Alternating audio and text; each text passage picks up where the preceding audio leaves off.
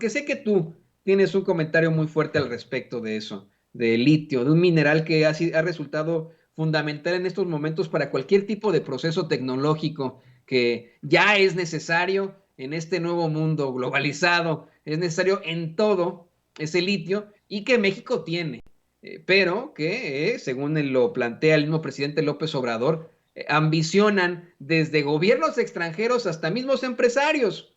Lo veíamos esta semana con las declaraciones en Twitter de Elon Musk, de cómo dice que pues él está interesado en entrar junto con su compañía Tesla a la minería, a la refinación directa a escala de litio, pues dice que aunque no hay escasez, sí hay un ritmo lento en la extracción y refinación. Y esto preocupa a Daniel al pensar, por supuesto, en lo que ocurrió en Bolivia, denunciado por sus mismas autoridades, las mismas autoridades de Bolivia, el mismo Evo Morales, presidente depuesto por la ultraderecha de Bolivia, y el actual presidente Lucho Arce han denunciado que Elon Musk, el hombre más rico de la Tierra, tuvo mucho que ver en esto. ¿Qué nos puedes decir al respecto, querido Daniel Marmolejo?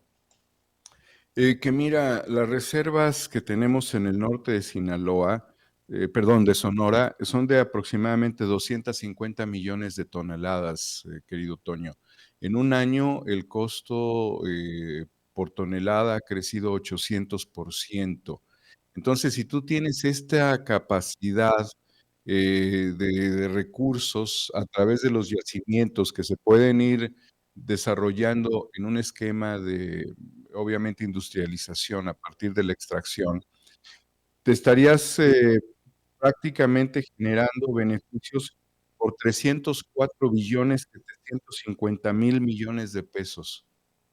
Esto equivale a en comparación con los activos de la banca mercantil de México, ¿sí? Si quisiéramos comparar con toda esta fuerza de bienes de la banca, equivale prácticamente a 28 veces, es decir, 11 billones. Si lo comparas con el PIB anual, te equivale prácticamente a 14 años. Los amigos de Sin Línea, el doctor José Carlos Arias, ha venido reflexionando también en este mismo sentido y se lo tendremos que decir al presidente. Respecto al presupuesto federal, estos yacimientos equivalen a 7,080,000,000,000, es decir, 43 años del presupuesto federal.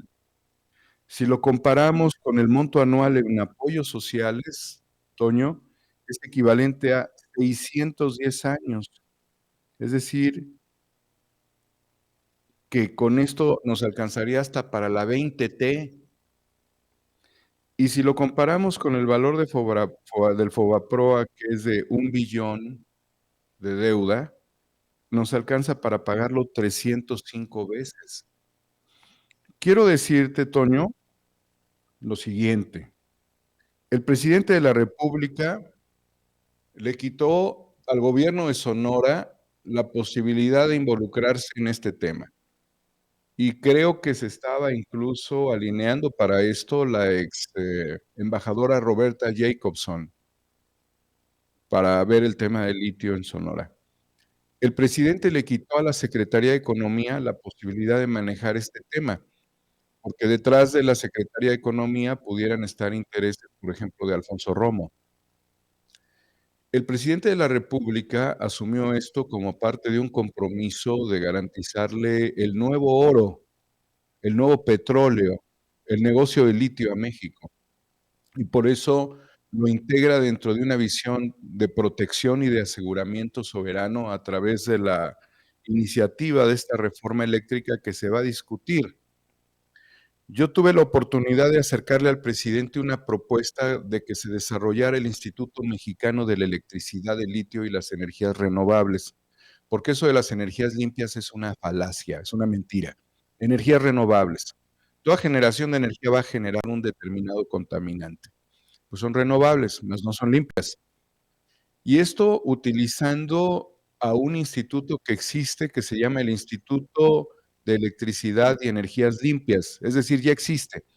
Lo que hay que hacer es cambiarle el nombre y darle ideologización y proyecto para el desarrollo del litio junto con las energías renovables y junto con la electricidad también, mediante un proyecto de investigación que ayudara al desarrollo de la industria mexicana del litio. Esta fue mi propuesta. Se lo entregué de mano a través de la gente de presidencia, porque no le puedes entregar físicamente al presidente un documento en la mano, pero allí vienen firmados 3 ingenieros mexicanos que están dispuestos a ofrecer gratuitamente su conocimiento por el bien de México. Mientras los diputados como los panistas y los priistas están yéndose contra México, aquí los ingenieros estaban dispuestos a dar lo mejor por el país. Yo no le entregué al presidente ni le leí el documento porque se iba a reunir con la secretaria de Energía de Estados Unidos ese día y revelar la información del contenido de esta carta y de esta propuesta iba a ser especular o generar especulación por parte de Estados Unidos ese día particular. Pero yo no dudo que el presidente haya leído la propuesta. Esperamos que en algún momento pueda tener respuesta, porque creo que naturalmente lo primero es el aseguramiento de este mineral, que es un mineral raro, el litio.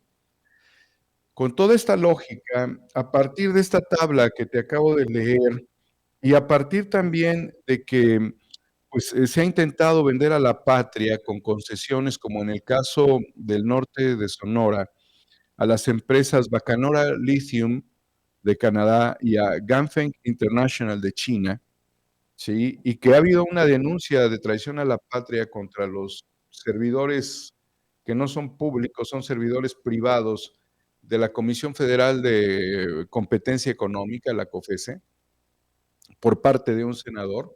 Realmente lo que te estoy advirtiendo es que es más que claro que no les interesa a los panistas ni a los priistas la participación del 46% de las empresas privadas transnacionales en el litio, que ellos estarían enriqueciéndose de manera brutal 20 generaciones de degenerados priistas y panistas, aprovechando toda esta información que te acabo de proporcionar, Toño. 20 generaciones de desgraciados, condenados por este dedo, por este índice de fuego,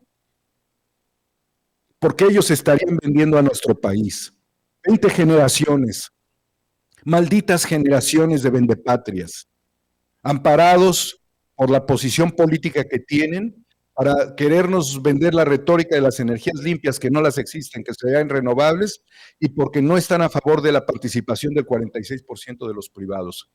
Ellos quisieran darles absolutamente todo y que desapareciera la Comisión Federal de Electricidad. Es muy difícil que esto vaya a suceder en términos estructurales y de país, porque tenemos que hacer la defensa nacional. También nos señala esta situación que no logramos durante los procesos electorales intermedios conseguir la mayoría necesaria para garantizar las iniciativas presidenciales. Es decir, en muchos estados del país lograron operar las estrategias de la derecha para apoderarse prácticamente del Congreso. Y que nos quede claro que nos advirtieron a través de los videos Héctor Aguilar Camín, quien decía que el conflicto para ellos y el interés estaba en el Congreso.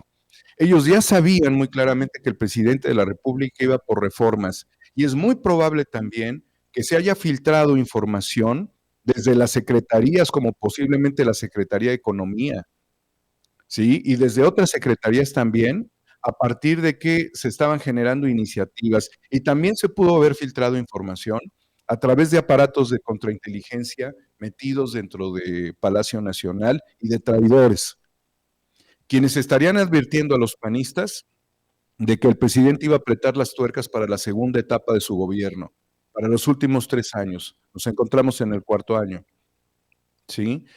Pero no se hizo lo suficiente por parte del partido Morena y de las alianzas de la izquierda para garantizar. ¿Y por qué digo que no se hizo lo suficiente? Porque entre la pandemia, la inmovilización, la falta de operación política y desde luego el aseguramiento bajo los lineamientos de que era necesario proteger la segunda etapa de López Obrador y que iba a ir con todo, tener las garantías de seguridad en materia legislativa, tener la mayoría absoluta de la Cámara. No se hizo lo suficiente y se perdieron espacios. Se permitió la reelección sin valorar si los diputados que estaban en condiciones de reelegirse habían hecho un buen o un mal trabajo en sus distritos, en su comunicación política, que algunos ya tenían un desgaste, quizás por corrupción, quizás porque no habían comunicado necesariamente su trabajo a los ciudadanos, por muchos factores, no todos necesariamente negativos, pero el partido debió haber decantado si la reelección tenía que suceder bajo un principio fundamental. El presidente López Obrador no está a favor de la reelección. Y no quiere decir que todos los que se reelegirían serían malos candidatos, pero lo que significó es que no se oxigenó lo suficiente el proceso político electoral que dio la actual legislatura. Entonces se perdió la mayoría, no se alcanzó la mayoría absoluta, ni siquiera se perdió, no se alcanzó. Entonces, Toño, si 20 generaciones van a condenar a este país obteniendo del latrocinio de litio, obteniendo el latrocinio de las empresas bajo la reforma de Peña Nieto, la consecuencia de su voto el próximo domingo, hemos de actuar por los desafueros, por traición a la patria. Yo estoy completamente de acuerdo. Es algo que considero, Dani, no va a ocurrir. El presidente incluso esta semana dio a conocer que en otros momentos históricos pudieron haber aplicado el 33 a un Paolo Salerno, que podrían hacerlo en estricto sentido, apegándose a la Constitución, pero que no lo van a hacer, que se respetan las libertades en México. Yo estoy convencido con lo que tú planteas. Esto es una traición a la patria por parte de esos que votarán en contra de la reforma eléctrica. Nos acabas de dar datos extremadamente fuertes de que alcanzaría con las reservas millonarias que tenemos de litio en México para 20 transformaciones, para las 20 transformaciones de México. Es algo verdaderamente fuerte y qué bueno que lo puedas poner de esa forma. Por eso es que nosotros tenemos que seguirle exigiendo a esos, pues a esos sujetos que desafortunadamente tenemos al frente de alguna legislatura por parte de, bueno, de la oposición. Y le pido